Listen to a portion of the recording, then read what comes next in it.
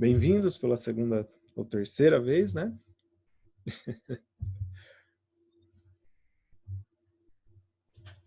Nem cheguei a ver o preço desse negócio, porque irrita ficar tendo que reiniciar.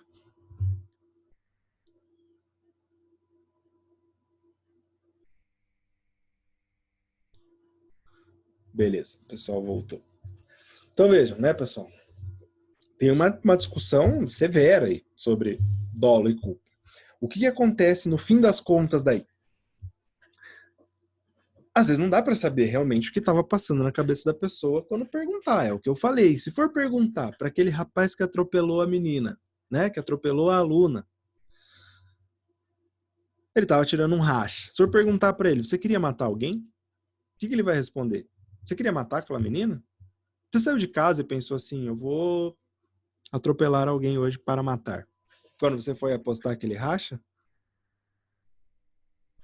a resposta, 99% das vezes, né, nesses casos, é não, que tá louco, né? Olha o dano que eu causei, meu Deus do céu. Putz, mas a conduta foi imprudente, né? Não foi porque eu quis, então é culposo. Ok, qual é a tese, geralmente, né, da acusação? Principalmente, né, porque a sociedade reage mal a esse tipo de caso. Por uma questão, né, de prevenção, para mostrar, né, que esses riscos em que são colocadas as pessoas por condutas imprudentes das outras gera a necessidade da gente tratar isso como dolo eventual. Porque essa pessoa assumiu um risco de causar esse resultado quando ela não cumpriu com as normas da sociedade. Ela colocou em risco a todos, colocou em risco, né? Podia ter sido qualquer um de nós que estava atravessando uma rua e foi atropelado por alguém que estava a 100, 100 e pouco por hora ou mais, né? Numa via pública urbana, tirando um racha, né? Ainda disputando uma corrida e ter sido atropelado. Será que uma pena de 1 a 3 anos satisfaz, né, alguém que tem essa conduta? Né, satisfaz a sociedade essa punição? A resposta é majoritariamente não. Né? E o dolo eventual vem para isso, para falar, olha, né, por mais que você não queria causar esse resultado, você teve todos os comportamentos de alguém que assumiu esse risco. Falou, meu, né, vou tirar um racha, estou preocupado comigo, se eu vou ganhar, se eu vou perder, não quero nem saber o resto. Assumindo esse risco, causou um resultado, logo você vai pagar por ele como se fosse por querer, como se fosse dolosa a sua conduta. Legal. Espero que tenham entendido isso, pessoal. Tá? Eu não vou me aprofundar muito nisso, porque é uma questão técnica bem delicada. Também envolve muito a análise de casos, né? Então, caso a caso, a gente vai discutindo para ver, será que foi dolo eventual? Será que foi culpa consciente, culpa inconsciente? Né? Depende do que ocorreu. Nesses casos, já adianto para vocês, né? A maioria desses casos de trânsito, principalmente se envolver o uso de bebida, né?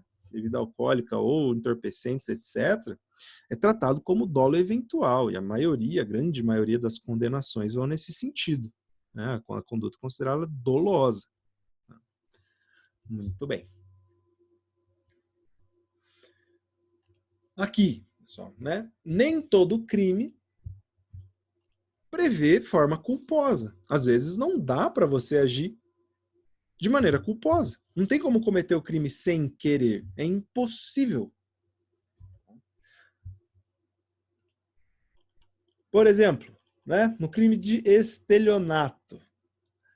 No crime de estelionato, 171, vamos ler lá ele. Obter para si ou para outrem vantagem ilícita em prejuízo alheio.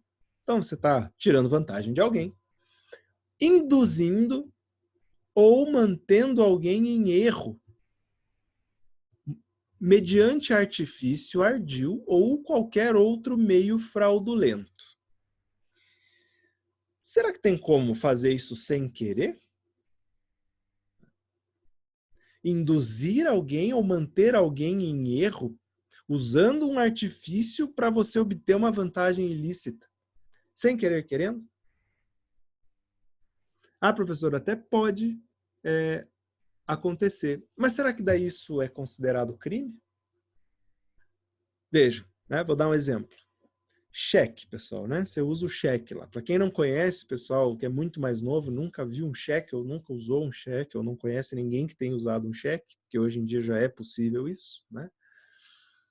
O cheque, pessoal, é um título de pagamento, é uma ordem de pagamento, um papel que você coloca um certo valor, dá para alguém, aquela pessoa pega esse papel, leva no banco, e esse papel ele vale como dinheiro. Tá? Tem uma série de regras em relação a ele, mas em tese ele é considerado dinheiro. Assim que você escreve o valor e para quem você vai pagar ele, aquele cheque tem valor, né, praticamente o mesmo valor do dinheiro. Só que, né, o pagamento não é feito na hora. A ordem é de pagamento, é uma ordem de pagamento. Por que ordem de pagamento? Porque o banco vai realizar esse pagamento. Você está mandando o banco pagar para alguém a quantia escrita naquele cheque, naquele documento. Muito bem. Aí você chega, compra alguma coisa, vai passar esse cheque, e você acha que tem dinheiro na sua conta. Mas por alguma emergência, alguma situação, alguma coisa aconteceu e foi cobrado algo e foi retirado esse dinheiro da sua conta. Não tem mais. E você passou esse cheque. Muito bem. Aí o artigo lá 171 fala assim: obter para si ou para outrem vantagem ilícita. Quando você compra algo e deixa de pagar, né? Pega e não paga. Você não está obtendo uma vantagem ilícita? Ah, tô. Beleza. É em prejuízo alheio? Sim. Né? Se você está obtendo uma vantagem ilícita, você está causando prejuízo para alguém. Ok. Agora, você induziu ou manteve alguém em erro mediante artifício ou algum outro meio fraudulento? Vejam, o cheque pode ser considerado um meio fraudulento, um cheque sem fundo. Agora, você induziu a pessoa em erro? Porque aqui, pessoal, né? Vejam, você causou o dano. A pessoa ficou sem receber. Se fosse existir uma modalidade culposa para o crime de estelionato, não ia ser um pouco injusto? Fala, putz, eu passei o cheque, mas putz, sem querer não tinha o dinheiro na conta. Ah, pena então, né? Qual que é a pena? 1 a 5 anos e multa. Já pensou você passar um cheque sem fundo e ficar responder lá ainda, pegar uma pena de prisão? Vejam que a lei penal ela nem prevê a conduta culposa. Ela não fala assim, no estelionato culposo. Não, porque não existe. Não existe. Não tem como ser sem querer. Tem que ter dolo. Se não tinha vontade de causar esse resultado, não é considerado crime. Isso é quando a lei não prevê. Tá? Então, a maioria... quer dizer, a maioria não, mas tem uma parte grande dos crimes que é previsto a modalidade culposa e uma outra parte que não tem como, né? Não é que não tenha também como existir, né, essa conduta. Não tem como não é que não possa ser feito dessa maneira, mas é porque se você causar esse prejuízo sem querer, a resposta criminal ela é muito severa para aquilo que aconteceu, né? Você vai deixar de pagar a dívida? Vai acabar deixando de pagar? Se a tua vontade era pagar? Não. A lei ela já dá, inclusive, meios para a pessoa cobrar.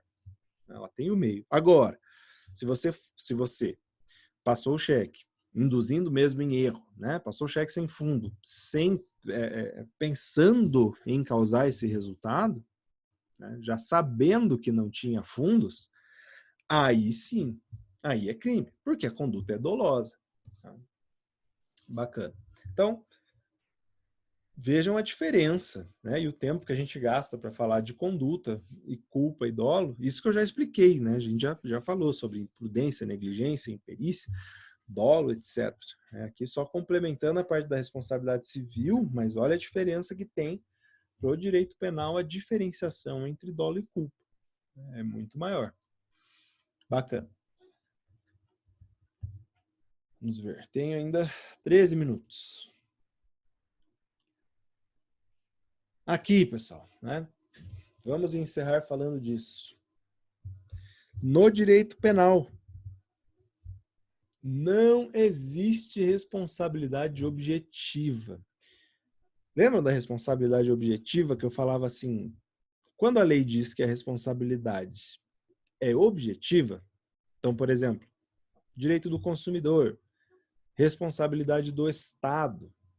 Quando ela é prevista como objetiva, eu nem olho para dolo e culpa, eu não estou nem aí. Se a conduta foi dolosa, se a conduta foi culposa, não interessa. Eu tenho que analisar se teve dano e ligação entre o dano e a conduta.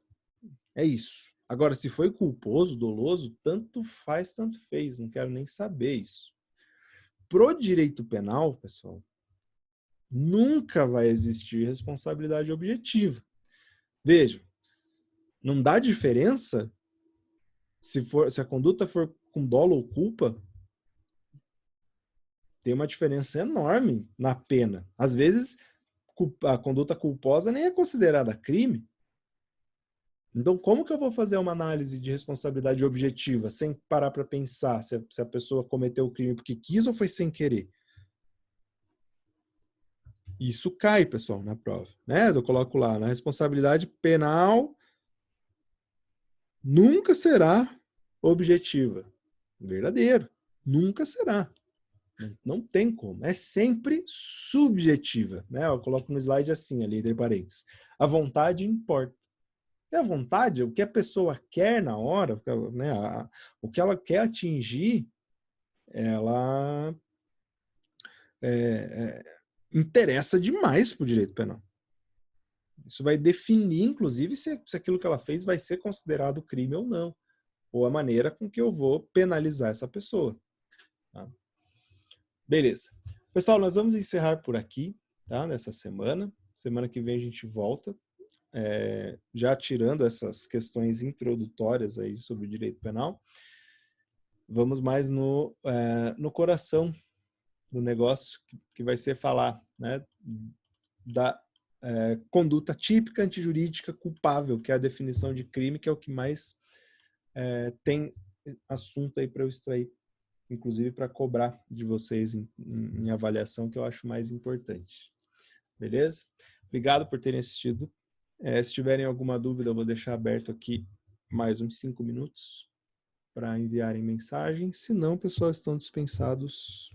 Bom dia para vocês, boa semana, boas aulas. Espero que tenham ido bem em todas as provas. Ninguém esteja pendurado, principalmente na minha, né? Tem pouca gente abaixo da média aí, e não por muito, então.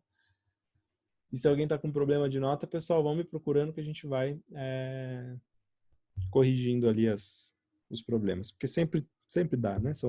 Foram 310 provas que eu tive que lançar nota.